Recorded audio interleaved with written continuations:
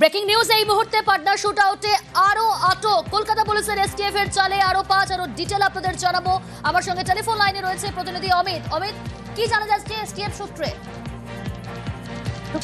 Police সূত্র মারফত যেটা জানা যাচ্ছে যে আনন্দপুরের একটি গেস্ট হাউস থেকে আজকে সন্ধ্যেবেলা মোট ৫ জনকে ডিটেইন বা আটক করা হয়েছে এবং এরা ৫ জনই সন্দেহভাজন, যার মধ্যে একজন মহিলা রয়েছে এবং ৪ জন পুরুষ।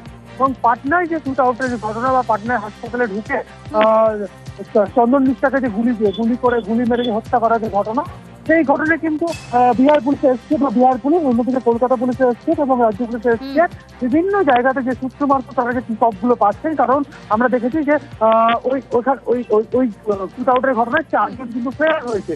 সেই ৪ জনকে ধরার জন্য যে সমস্ত টিপ পুলিশ পেয়েছেন, সেই টিপ মোতাবেক তারা বিভিন্ন জায়গাতে কিন্তু অভিযান তারা চালিয়েছেন। সেক্ষেত্রে এখনো পর্যন্ত যেটা সূত্রের দাবি যে কিছুক্ষণ আগে সন্ধ্যাবেলা আনন্দপুর থেকে আরো ৫ জনকে ডিটেইন করা হয়েছে বা আটক করা হয়েছে। আটক করে তার মধ্যে কি মহিলা রয়েছেন? তার মধ্যে একজন মহিলা রয়েছে, এমনটা কিন্তু পুলিশ সূত্রের দাবি।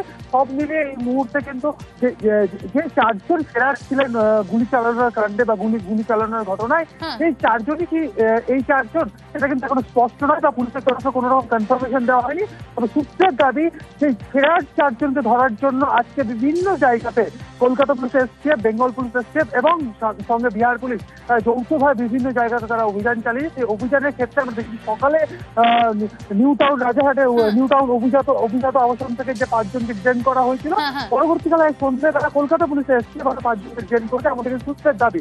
সব মিলিয়ে এই সন্দেহভাজনের সাথে সেই ৪ জন যারা ফেরার তাদের কোনো যোগসূত্র আছে কিনা সমস্তটাই কিন্তু এই মুহূর্তে তদন্তের আওতায়। বেশ।